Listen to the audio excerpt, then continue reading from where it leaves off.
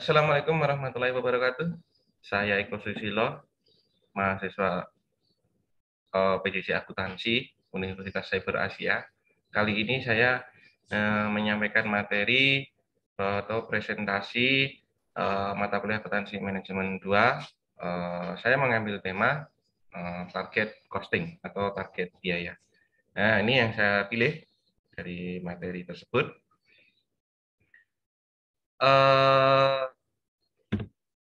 Sebagaimana kita ketahui, target costing atau target biaya ini merupakan aktivitas yang diterapkan oleh suatu perusahaan untuk memudahkan dalam penentuan harga produk yang sesuai dengan target. Jadi penentuan harga produk. Nah, produk yang sesuai dengan target. Jadi kata kuncinya adalah bagaimana menentukan harga produk tersebut sesuai dengan target yang sudah direncanakan. Kalau menurut Fried and Borgernas di tahun 2003, mendefinisikan target costing atau target biaya itu merupakan proses mengembangkan produk, namun membuat rancangan biaya terlebih dahulu, lalu merancang produk, baru proses produk-produk tersebut. Jadi dimulai dengan langkah bagaimana membuat rancangannya, desainnya terlebih dahulu, kemudian merancang produk baru tersebut, kemudian baru ada proses produk dari produk yang sudah dirancangkan tersebut. Pengertian lain itu ada dari Accounting Tools, di websitenya menyatakan bahwa target costing adalah sistem di mana perusahaan merencanakan sebelumnya untuk titik harga, biaya produk, dan margin yang ingin dicapai untuk produk baru. Sementara ada pengertian lain bahwa penetapan biaya target adalah alat yang sangat baik untuk merencanakan rangkaian produk yang memiliki tingkat profitabilitas tinggi. Jadi itu penetapan biaya target ini dalam rangka bagaimana menghitung profitabilitas itu diperoleh dengan yang tinggi untuk rangkaian produk-produk yang dipilih. Sementara Garrison dan teman-temannya ya itu menyatakan bahwa dalam rangkaian penelitian yang dilakukan bersama dengan rekan penelitinya, bahwa target costing adalah suatu proses penentuan biaya maksimum yang dikeluarkan ketika melakukan operasional produksi. Target costing dihitung dengan mulai harga jual yang diantisipasi, kemudian mengurangi dengan laba yang diinginkan. Jadi ada penentuan harga jual yang sudah diantisipasi, kemudian dikurangi dengan laba yang diinginkan. Jadi profit marginnya itu berapa yang ditentukan. Misalnya harga jual 100, marginnya adalah 10, berarti sudah dikurangi antara harga jual tersebut dikurangi dengan 10 tersebut. Pendekatan target costing dilakukan karena ini ada sebab-sebabnya kenapa teoritis ini menurut muncul ya. Itu disebabkan karena yang pertama adalah perusahaan memiliki pengendalian yang kurang terhadap harga yang ditetapkan.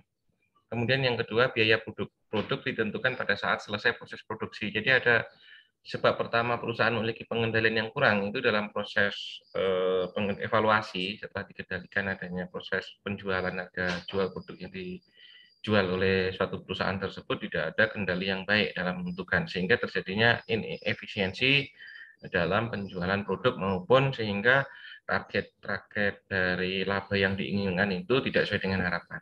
Kemudian kalau untuk biaya produk ditentukan pada saat selesai proses produksi. Ini pada konteks secara tradisional. Dulu penentuan target itu ditentukan setelah adanya produk selesai diproduksi. Jadi bukan direncanakan terlebih dahulu kemudian dihitung biayanya, kemudian baru ada langkah-langkah efisiensi sehingga tercapai laba yang diinginkan. Tapi setelah barang tersebut diproduksi kemudian ditentukan biayanya.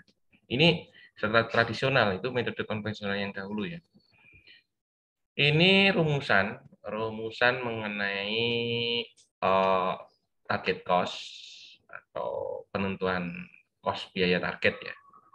Yang pertama ini saya gambarkan di sebelah kiri, ini ada gambar bohlam yang ini kan idea ya, rencana perencanaan. Itu rumusnya itu target cost formula itu sama dengan project selling price dikurangi dengan desired profit. Jadi ada project selling price, kemudian ada yang disebut dengan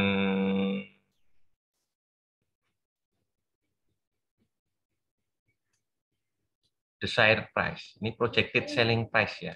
Kemudian ada desired profit. Jadi kalau kita buat kotak yang sebelah kiri ini uriannya adalah target cost, yaitu biaya target, kemudian projected selling price itu proyeksi harga jual, kemudian desired profit itu keuntungan yang diinginkan. Jadi ini maksudnya, artinya. Kemudian kalau di sebelah kanan, ini sesuatu yang sudah terbentuk bahwa barang tersebut sudah terjual. Artinya ini saya gambarkan ada rupiah, kemudian ada dolar, kemudian ada lira, dan sebagainya. Ini maksudnya begini, antara sebelah kanan dengan kiri. Kalau kanan itu kan sesuatu produk yang sudah terjual. Kalau ini adalah target cost formula, itu rumusnya adalah seperti itu. Projected selling price dikurangi dengan desired profit, yaitu biaya target itu sama dengan proyeksi harga jual dikurangi dengan keuntungan yang diinginkan. Sebenarnya sebelah kanan, selling price dikurangi dengan profit margin sama dengan target cost. Atau target cost itu merupakan selling price dikurangi profit margin. Jadi biaya target itu sama dengan harga terjual atau harga penjualan dikurangi dengan margin keuntungan. Jadi ini dua hal yang berbeda. Dua hal yang berbeda dari rumusan itu, tapi sebenarnya intinya adalah sama. Kalau di sebelah kiri itu adalah pada saat proses perencanaan, kalau yang sebelah kanan itu setelah adanya peristiwa terjadi. Makanya gambarannya saya sebelah kanan adalah rupiah, kemudian sebelah kiri ini adalah gambaran perencanaan ya. Ini perencanaan. Jadi merencanakan bagaimana gitu.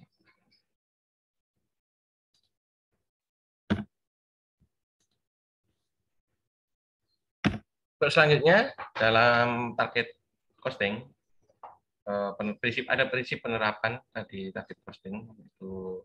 Yang pertama itu harga menentukan biaya atau price led costing. Jadi dapat dipastikan bahwa harga itu menentukan biaya. Jadi ketika ada harga yang tinggi, secara otomatis linier, dalam grafik linier itu rumusan liniernya adalah akan segaris, yaitu biayanya akan tinggi. Makanya disebut dengan price led costing, harga menentukan biaya. Sebagaimana juga ketika ada harga rendah, itu biayanya juga yang dikeluarkan adalah rendah. Kemudian yang kedua ada fokus pada pelanggan. Itu difokuskan pada pelanggan, tujuan dari penentuan biaya tersebut. Sehingga apa yang diinginkan oleh pelanggan dengan harga yang kompetitif itu dapat dinikmati oleh pelanggan. Kemudian fokus pada yang ketiga adalah fokus pada desain produk dan desain proses. Yaitu bagaimana biaya itu dalam prosesnya sekecil mungkin, dan kemudian ada proses desain prosesnya sesuai dengan komponen-komponen dalam biaya produk tersebut. Sebenarnya kita tanya, kapan sih sebenarnya kita menggunakan target biaya? Nah, penetapan target biaya paling dapat diterapkan pada perusahaan yang bersaing dengan terus-menerus mengeluarkan layanan produk baru atau yang ditingkatkan ke pasar, seperti barang konsumsi. Jadi, barang konsumsi ini kan setiap saat berubah dari waktu ke waktu ketika ada permintaan ya, demand dari pelanggan atau customer, sehingga produsen harus menyediakan mensuplai kebutuhan sesuai dengan adanya produk-produk. Di produk-produk desain ini kan bisa saja berubah. Ya, kalau kita ketahui seperti produk sepeda motor, kendaraan bermotor, itu kan selalu sesuai dengan perkembangan zaman atau sesuai dengan perkembangan teknologi yang ada pada waktu itu. Dari penentuan target ini tentunya merupakan suatu bagian dari satu strategi perusahaan bagaimana memperoleh keuntungan yang sebesar-besarnya, keuntungan yang kompetitif, laba yang kompetitif dari pesaing-pesaing yang lainnya juga. Atas produk atas efisiensi dari yang diterapkan. Kemudian penetapan biaya target kurang diperlukan untuk perusahaan-perusahaan yang memiliki sejumlah kecil produk lama yang memerlukan pembaruan minimal dan yang profitabilitasnya itu jangka panjangnya lebih erat terkait dengan penetrasi pasar dan cakupan geografis seperti minuman ringan ya. Jadi dalam jumlah yang banyak, kemudian juga tidak ada inovasi yang tinggi terhadap produk-produk tersebut, tentunya biaya target ini tidak diperlukan. Namun bisa saja diulang. Artinya memang mungkin ada varian-varian produk yang baru. Tapi ini jarang digunakan karena memang dia tingkat dari inovasi dan kemudian regulasi pemerintah mengenai produk-produk itu sudah bagus ya. Setelah itu kemudian langkah-langkah ya, langkah-langkah utama dalam proses penetapan biaya target itu ada 4 langkah. Itu yang pertama itu melakukan penelitian, kemudian menghitung biaya maksimum, kemudian yang ketiga engineer produk. Ini bisa dikategorikan sebagai sumber daya manusianya. Kemudian yang keempat ada aktivitas yang sedang berlangsung. Kalau langkah yang pertama mengenai lakukan penelitian itu meninjau pasar di mana perusahaan ingin menjual produk. Jadi ini bisa dibilang survei pasar. Jadi kita ketahui secara geografis kemudian ada wilayah A misalnya, kemudian wilayah B, kota A ke kota B, jarak jangkauannya, kemudian jumlah kira-kira produk-produk apa yang diinginkan di sana, kemudian apakah sudah ada pesaingnya. Nah, itu berdasarkan dari sumber data pasar tersebut. Itu di langkah awal tentunya dari penentuan harga produk yang ingin kita jual di daerah tersebut. Kemudian kalau hitung biaya maksimum, nah ini terkait dengan perancangan produk yang memuaskan pelanggan perusahaan dengan biaya maksimum dengan cara satu yaitu A menetapkan biaya target produk tingkat produknya, kemudian yang B mendisiplinkan proses biaya target tersebut termasuk memantau hubungan antara biaya target dan pembiayaan biaya produk pada setiap titik selama proses desain. Jadi pada saat tersebut titik-titik mana saja target biaya yang akan dikeluarkan itu dapat keterkaitan. Jadi antara misalnya biaya produksi bahan baku dengan biaya pemasaran dan ataupun distribusinya. Nah, itu perlu ditentukan atas penentuan biaya produknya pengangkutan barang tersebut siapa yang menanggung misalnya bebannya. Dan menerapkan aturan utama sehingga total biaya target pada tingkat komponen tidak melebihi target biaya produk dan mengizinkan pengecualian untuk produk yang melanggar aturan utama. Kemudian yang C, upaya untuk mengurangi biaya yang berlebihan untuk memastikan bahwa periode pelanggaran sesingkat mungkin. Setelah tujuan pengurangan biaya target diidentifikasi, penerapan biaya target tingkat produk, sampai pada langkah terakhir itu menentukan cara untuk mencapainya. Jadi artinya memang ada bagaimana menekan biaya-biaya yang sudah secara maksimum ditentukan, pada periode tertentu kan tentunya ada suatu kondisi yang menyebabkan biaya itu menjadi tinggi. Oleh karena itu biaya itu harus dikurangi. Tentunya dengan ada metode-metode ya, analisa perbandingan misalnya dengan antara produk satu dengan produk yang lainnya. Sehingga diambil mana yang sangat efisien untuk digunakan biaya tersebut. Kemudian kalau pada langkah insinyur produk atau terkait dengan sumber daya manusianya, para insinyur dan personal pengadaan dalam menciptakan produk. Yaitu dari sini kita tahu bahwa engineer atau personal sumber daya manusianya ini tergantung dari perusahaan tersebut latar belakangnya apa gitu ya, misalnya industri, mesin, elektro, dan ada juga ekonomi dan hukumnya itu dalam menciptakan produk tersebut itu keterkaitan dengan keahlian, kemampuan dan sebagainya.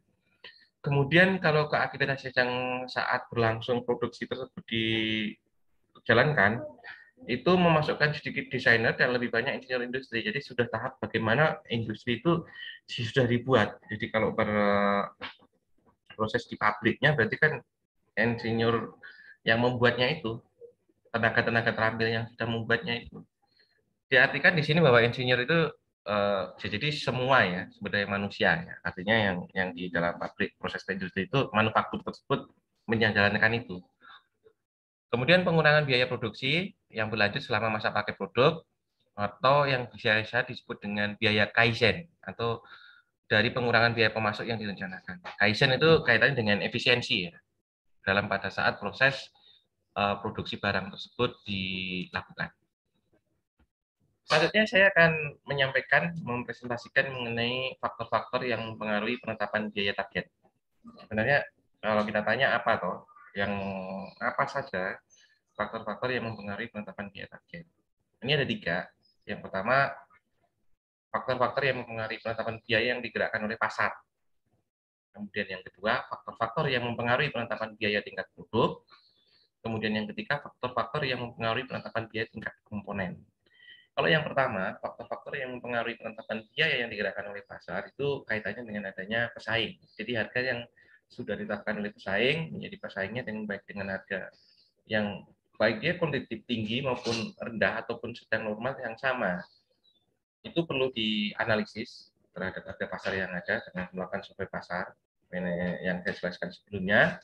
Kemudian ada tingkat kecanggihan pelanggan, artinya tingkat kemampuan, tingkat pendidikan, sehingga kebutuhan dari pelanggan tersebut perlu dipetakan juga, di mapping ya istilahnya.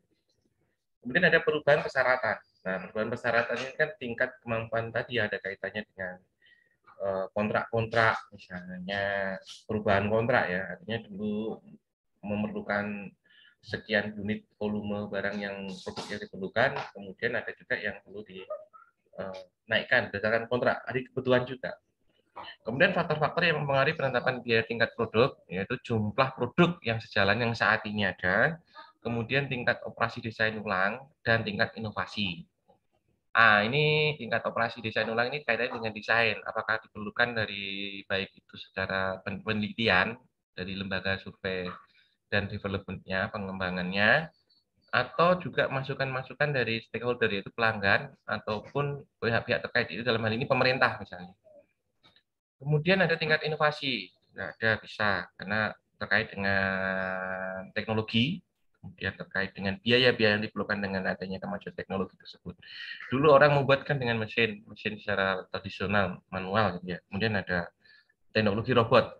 Kemudian ada lagi lebih canggih lagi dengan artificial intelligence, ya, dengan yang lebih canggih daripada robot tersebut, yaitu sehingga segala sesuatunya sudah berjalan secara otomatis.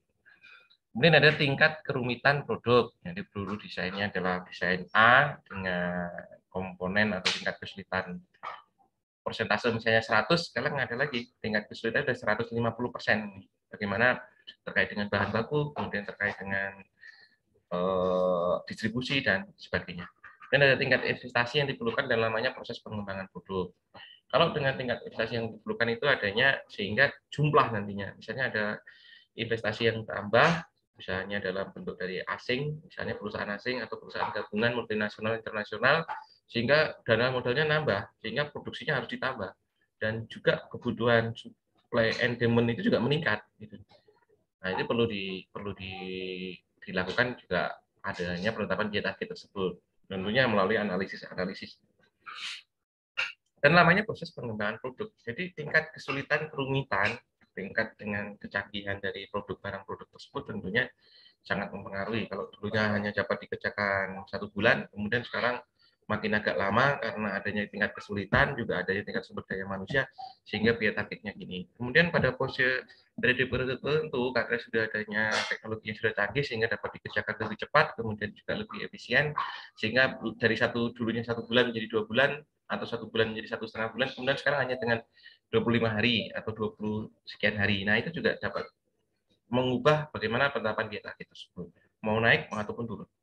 Kemudian yang ketiga atau C, yang mempengaruhi penetapan biaya tingkat komponen, terkait dengan integrasi horizontal, kekuasaan atas pemasok, dan sifat hubungan pemasok. Ini kan dengan manajemen, kemudian juga dengan adanya pemasok, kekuasaan seberapa jauh sih sebenarnya kita dikuasai oleh pemasok dalam hal bahan baku misalnya. Ketergantungannya juga di situ ada.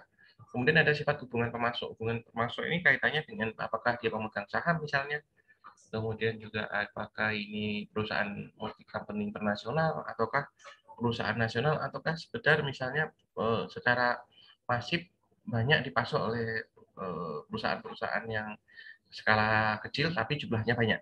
Nah, ini kan tentunya juga berbeda dalam hal menentukan biaya target. Kalau saya gambarkan secara grafis ya, langkah-langkah tersebut itu secara singkat itu bagaimana arah panah ke bawah itu menunjukkan subordinat, kemudian ada arah panah ke atasnya itu menunjukkan bagaimana apa namanya tadi ada suatu proses berbalik gitu ya. Yang pertama itu tentukan produk. Nah, produk ditentukan, kemudian ada menentukan target. Nah, target itu apa? Biaya. Biaya, kemudian dan segala macam tadi yang sudah saya sebutkan di sebelumnya. Ada mengenai jumlah, kemudian ada komponen lainnya yang mempengaruhi dari biaya-biaya tersebut, kemudian inovasinya, kemudian lama waktu dan sebagainya. Berapa keuntungan, berapa jumlahnya, margin-marginnya, nah itu jumlah sumber daya manusia yang perlu diperlukan dan sebagainya. Kemudian target tersebut diusahakan, direalisasikan artinya. Setelah adanya realisasi, kemudian ada mempertahankan biaya yang kompetitif. Jadi biaya yang sudah ditentukan dari produk, target, kemudian target sudah dijalankan itu dipertahankan. Jadi ini padahal proses berulang. Berulang-ulang, kemudian tercapailah ada suatu biaya yang kompetitif yang dipertahankan atas produk tersebut sehingga tercapai suatu rumusan bahwa yang disebut dengan margin yang diinginkan tersebut tercapai. Nah, di sini gambaran singkatnya. Kemudian sebenarnya apa sih kalau kita menetapkan target costing itu atau target biaya tersebut?